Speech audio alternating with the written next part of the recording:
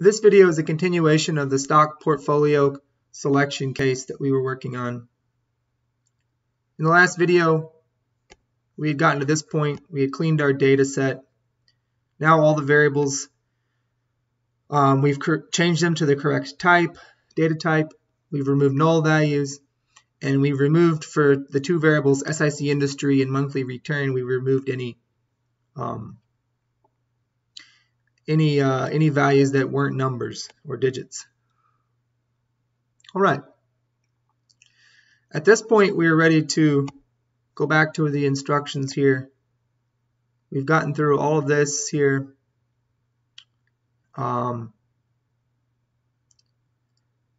Actually, we do need to do this. We haven't done the adjusted price. We have to calculate the adjusted price. So let's do that. And then we can invoke the three main criteria in terms of trimming down our starting data set. All right, so the closing price variable, this is the closing price as of the end of this month. So as of this day, this date is the last trading day of the month and year in question. So January 29, 2010, you could buy one share of this company, or you could buy one share of this security for $10.06. What we want to do is we want the adjusted closing price. This price isn't adjusted for stock splits. So if the company had done a stock split sometime in January, say they did it on January 29th, they announced a 3-for-1 stock split. That means the par value of each share drops to a third of what it was before. And the market value, which is this value, will drop proportionately. It'll drop by a third. However, it might take a day or two for it to drop.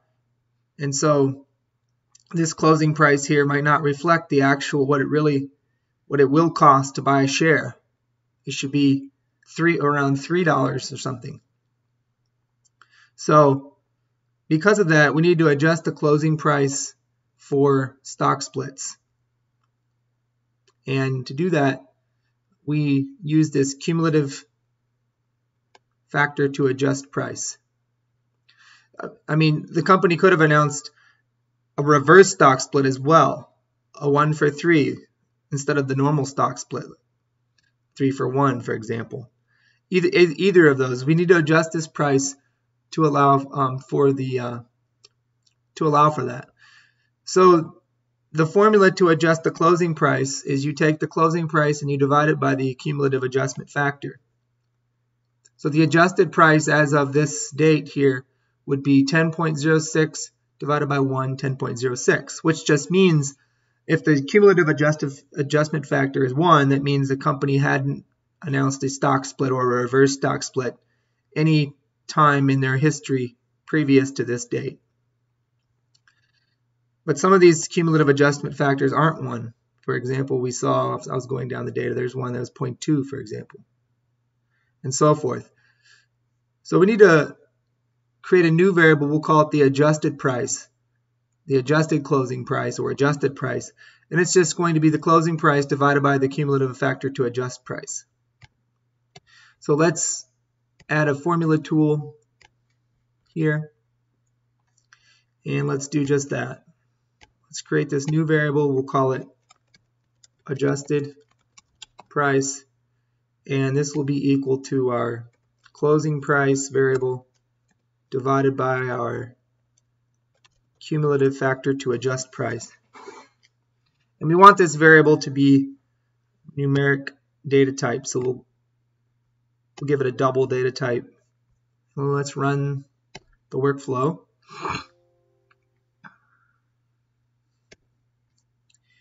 And you can see we now have our adjusted price over here, which is just the closing price divided by this cumulative factor. The adjusted price is what we're going to use going forward. Okay, now we're ready. We've done step 2 here. Now we're ready where we've done this part of step 2. We've done all of this. Now we're ready to invoke these 3 main constraints. So the market, quote unquote, of stocks that we run our algorithm on, that we choose our portfolio from as of the beginning of 2013, we want that market to be those stocks which satisfies the following. They need to have a monthly closing price that's greater than or equal to $5 a share, or a monthly adjusted closing price that's greater than or equal to $5 a share for the most recent month. They need to have 36 prior monthly returns, so they need to appear 36 times in this data set.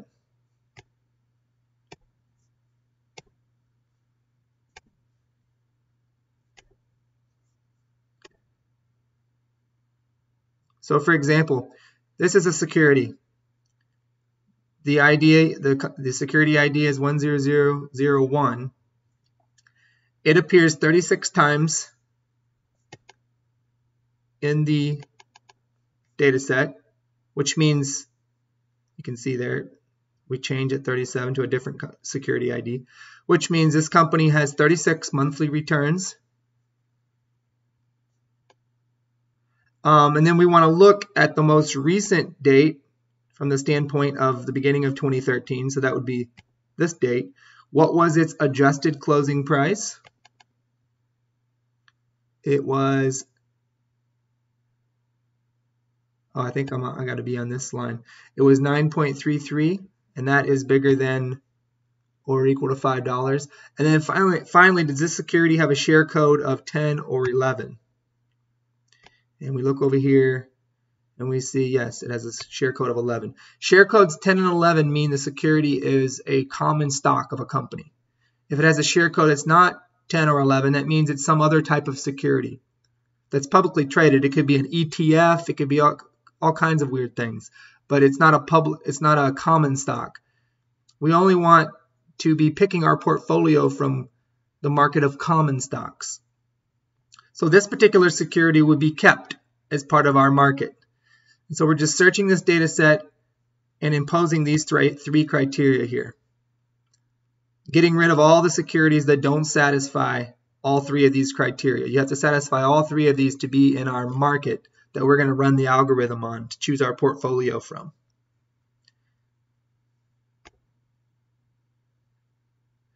I like this criteria here. We require the security to have 36 prior monthly returns.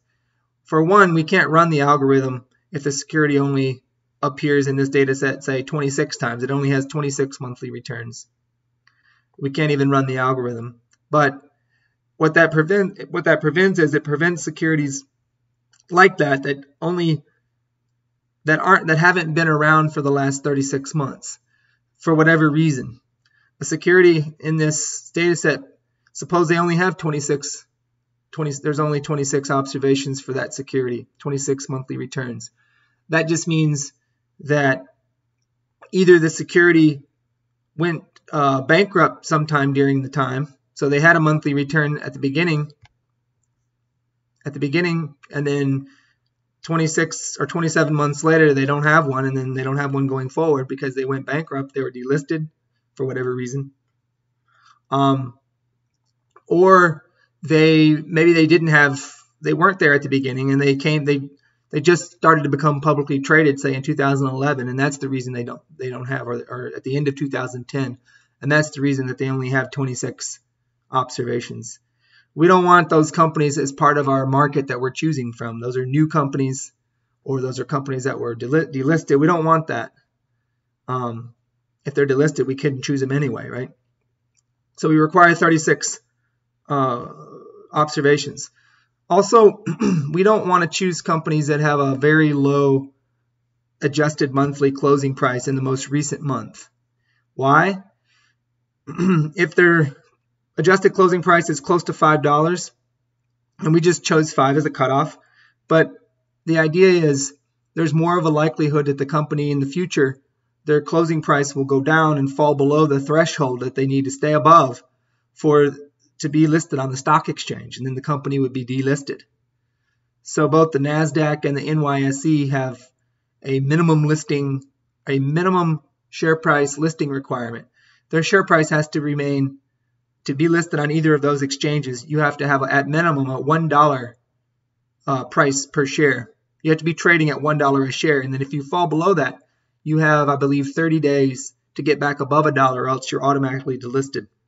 We don't want our market that we're choosing from be companies that are in danger of that. So we choose this $5 threshold to hopefully not be choosing companies that will eventually be delisted whenever we're holding them in the next year. We still might have some delisting issues. You know, some of the companies we choose as part of our portfolio may end up getting delisted, but we're trying to minimize that probability of that as much as possible. So that's the reason for that criteria. I told you about the reason for this one. And then, of course, number 3 we talked about, we want it to be common stocks. So let's impose criteria 3 first. That's simple to do. Let's attach a filter here. And what we want to do is we want the share code to be equal to 10, or if the share code is equal to 11,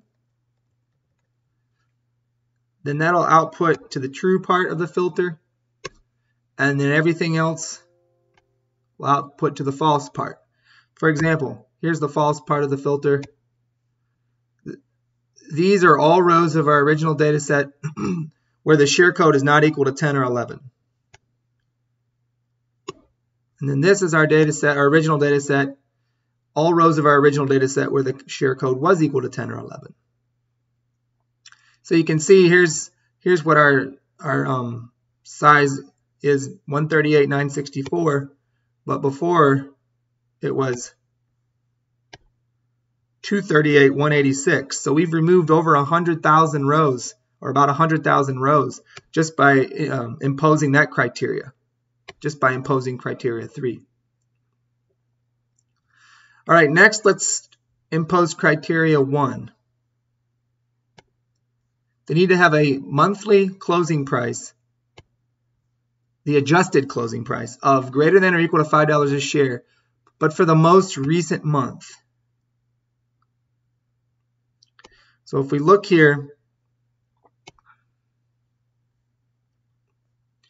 this company, this first company, 10001, see, now I can call it a company because we know it's not some exchange traded fund, some ETF. It's an actual company, common stock. So this first company, it appears 36 times. And so the last time it appears is on this date. What was the adjusted closing price on that date? $9.33. We just want to check to see if that's bigger than or equal to 5. And if it is, then we're going to keep this company. And if it's not, we're going to delete this whole company and all of its observations. It's not going to be part of our market that we're going to run our algorithm on. All right. So the thing is, not every company that's in here has 36 observations though, right? Because we still haven't imposed our 36 observation criteria. So some of the companies in here might not have 36. What we need to do is for each company, we have to figure out what's the last time it appears in the data set. I can give you an example here. If we go down company, all these first few companies have 36 observations. But when we get down to this company right here, look, company 10092, it only has 5 observations. They were there at the beginning of January, then February, then March, then April 2010, then May, and then they're not there anymore. They must have been delisted. We're going to eventually delete this company because they don't have 36 observations. But we're not imposing that criteria yet. We're imposing this first criteria. So we want to look at the last time they appeared in the data set, which would be on this date for this company. And we would go all the way over here and we would look and see, their adjusted closing price at the end of the month was less than $1. And that's probably why they were delisted, because their share price fell below $1. And I told you about the listing requirement for NASDAQ and NYSE. Your share price has to be $1 or higher, or else you get delisted. You have 30 days if it falls below $1 before you're delisted. That must have been what happened to this company. So this company's, we would we would delete just by imposing this criteria 1. So let's impose criteria that the closing price criteria. So to do that, you have to think we have to find some way using Alteryx to pick out the last time for each company pick out to figure out what's its adjusted closing price the last time it appears in the most recent time it appears in the data. So I'm going to do that for you, and you can think about why this works. You can pause the video later on. But the first thing I want to do is I want to use a record ID tool, and we're just going to run. And the record ID tool will be a new column, and it's going to be the first column, starting value 1. It's going to be the first column. It's the first column by default. And we're going to start it at the value 1. And record ID literally just numbers the rows. So if we go here, we now have a variable, a formal variable, that in each row is the number of that row. You might wonder, well, we already had the number of rows. It's over here. But that's not one of the variables in our data set. We've actually created a variable that is the row number. All right, next thing we're going to do is we're going to attach a summarize tool.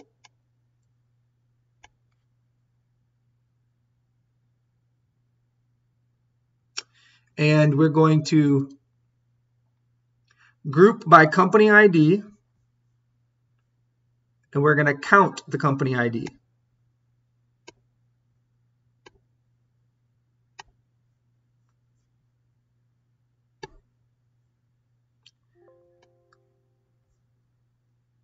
And so our output then looks like this. For each company ID, we count how many times it's in our data set. And notice when we got to this 9th company, this 10092 I had showed you earlier, it only appears 5 times in the data set. All right, next we're going to attach a running total tool. And this will make sense why I'm doing this. It'll make sense in hindsight when we look back. And we're just going to create a running total of count.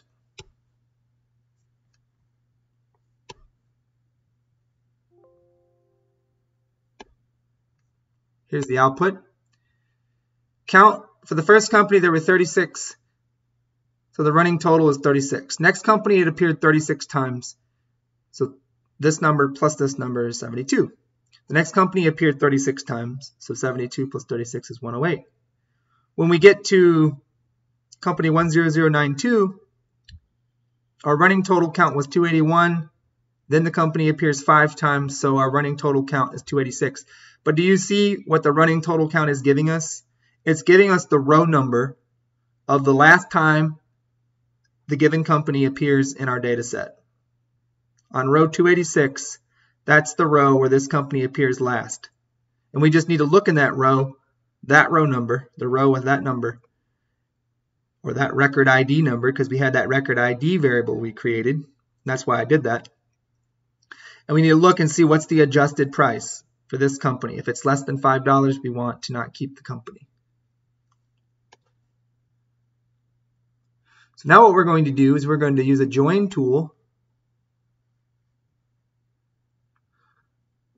And it doesn't matter whether we attach this to the left or this to the left. But let's just say we attach this running total to the left and attach this to the right. What's common to this and this?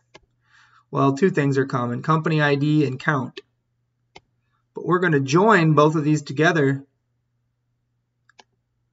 by company ID.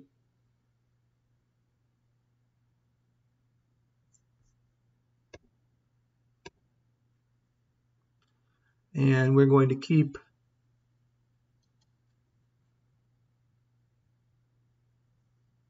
we don't need our we already have our left company ID. We don't need our right. We don't need 2 variables with the name company ID.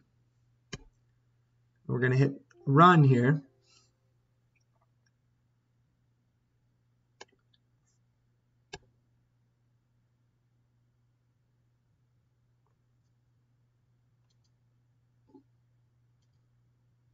Oh, I think I've... Oh, I'm sorry. I've messed this up. I apologize. I've messed up. Not going to attach this.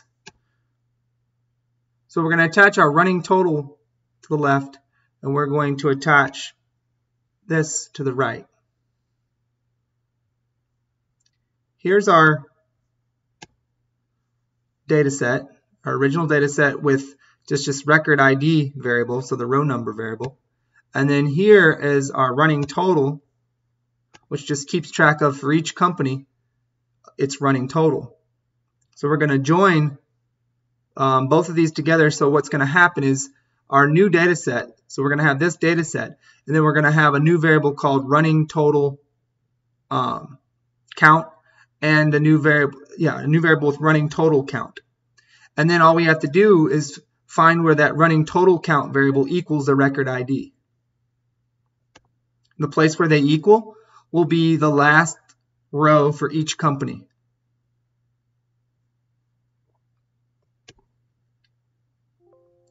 So here's our output of joining these two together.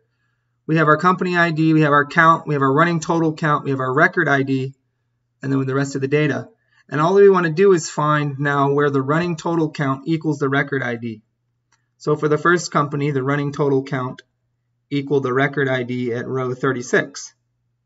So that's the last row for that company, and we're going to go check the adjusted price, make sure it's bigger than or equal to $5. Then the next company, the running total count equaled the record ID on row 72. See, they equal here. They don't equal here yet. Here. And then let's find a company that doesn't appear 36 times, like that company 10092, which I was talking about. It's the first one that doesn't appear 36 times. There are probably others. So the running total count equals the row ID on row 286. They equal there. So now we can attach a filter tool.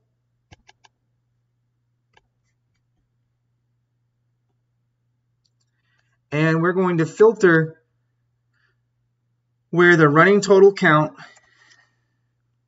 equals the record ID. So that's going to pull out the true portion of the filter. Will pull out all those rows, those last rows where the companies appeared in the data set. And the false will be all the other rows.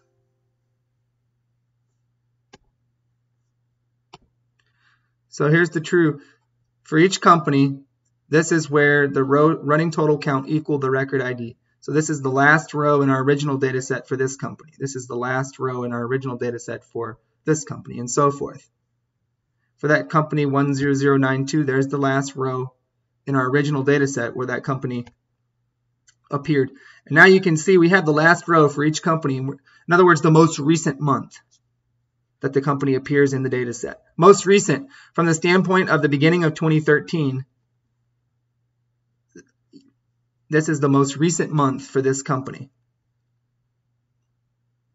looking back in the past. And there's the adjusted price. So we just want to write a formula now.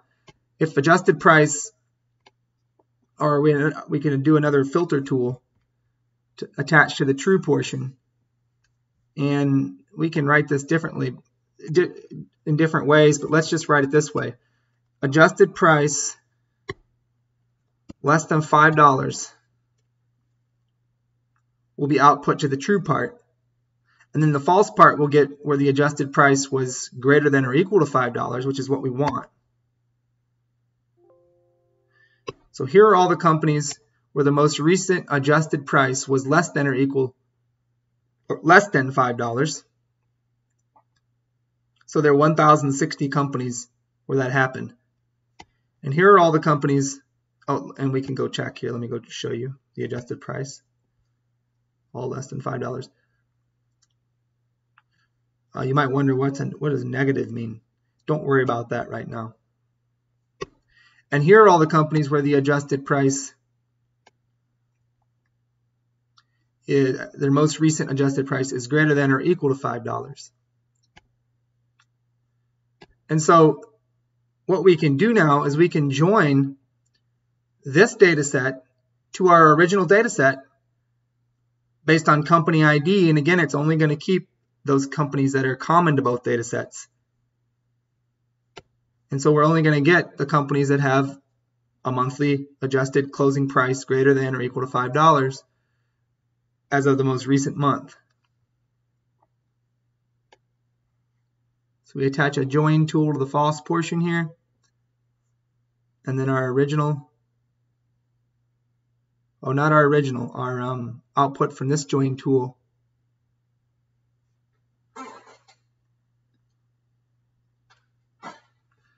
It doesn't matter which one we attach, left or right, but let's keep this, let's attach this one to the right, and then this one to the left. Because, yeah, we could attach it to this one as well. We could have made this one attached to the left. That's fine. But we'll just do this.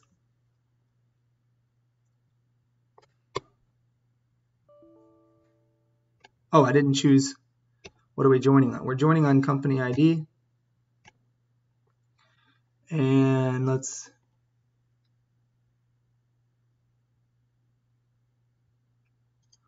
see. We don't need anything. We don't need the company ID again. We don't need the count anymore. We don't need the running total count. We were just using that. We don't need anything over here in the right.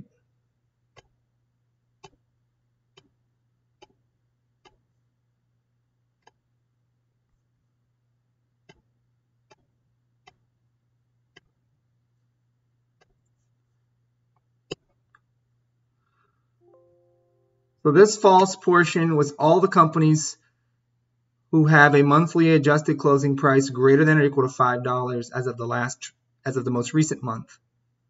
And we're just joining that with our original data, with our data set here, which was all the companies,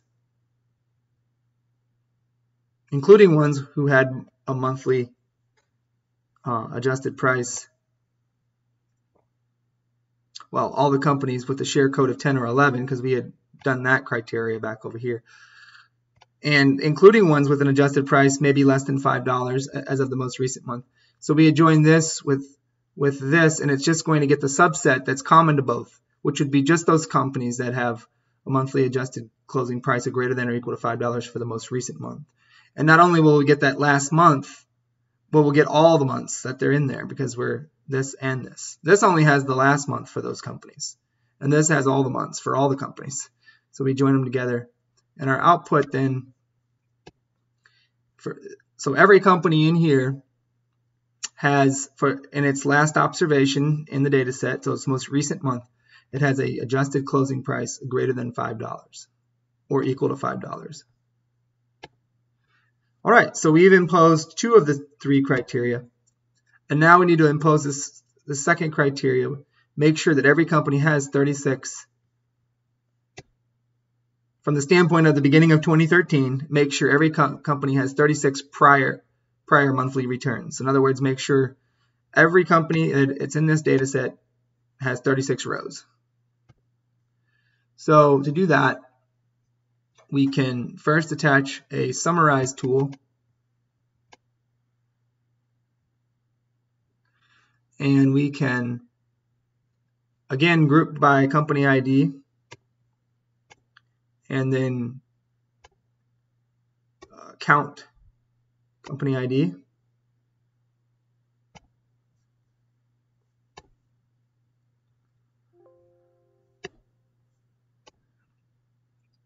All right. Any company ID that has 36 for their count, we're going to keep. Any company ID that doesn't have 36, we're going to delete. So now we can attach a filter to this. Let's move this down here. Attach a filter to this, and this filter will be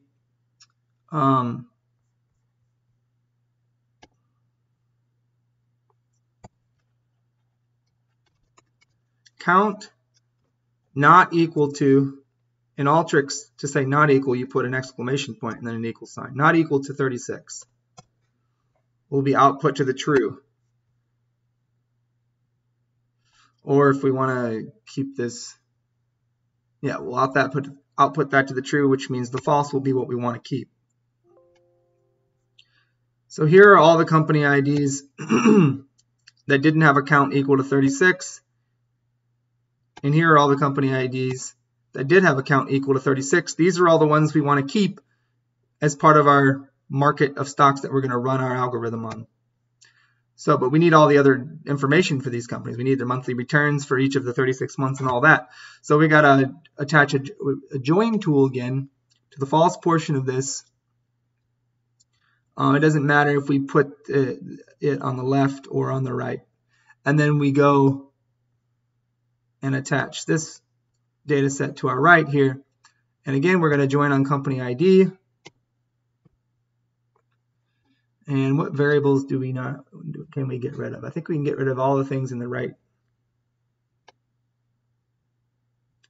Except we don't need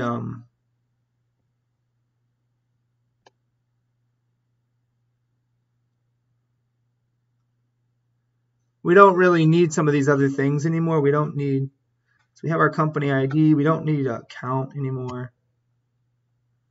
We don't need two company IDs. We don't need count. We don't need running total count. We don't need to know the row number anymore. We were just using that earlier. So date, share code, industry ticker, closing price, monthly return, cumulative factor to adjust price. We don't really need the cumulative factor to adjust price anymore. We don't really need the closing price anymore. We just need the adjusted closing. Actually, we're not going to use those variables anyway anymore.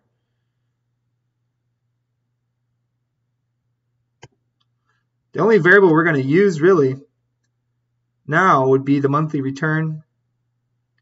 And we might want to keep track of their industry. We don't really care what their share code is because we know it's 10 or 11 already. And their ticker. So now we run. Now this, here we have all the companies that satisfy these three requirements right here. They have a share code of 10 or 11. They have 36 observations, and their last month in the data set, the adjusted closing price was greater than or equal to $5. So here are all their returns. So for each company in here, it appears 36 times. We have 36 monthly returns, one for each of the last 36 months, starting January of 2010 through December of 2012. And so you can just visualize we're sitting here at the end of December 2012 or the beginning of January 2013. And we're going to run our algorithm on this quote-unquote market of stocks. It's a subset of our original data, but it's the market that we want to run the algorithm on. And so a question for you is how many firms are in this market? If you just take, this is the number of rows here, 94,644. If we just take that and we divide it by 36 because we know each company has 36 rows, that tells us how many companies there are. There's 2,629 companies in this market, and we're going to pick 250 of them. So if you look here, see it says, see the videos as I go through all the steps up to this point. After invoking these three constraints, you should be left with a 2,629 firm market that we will run the stock picking algorithm on.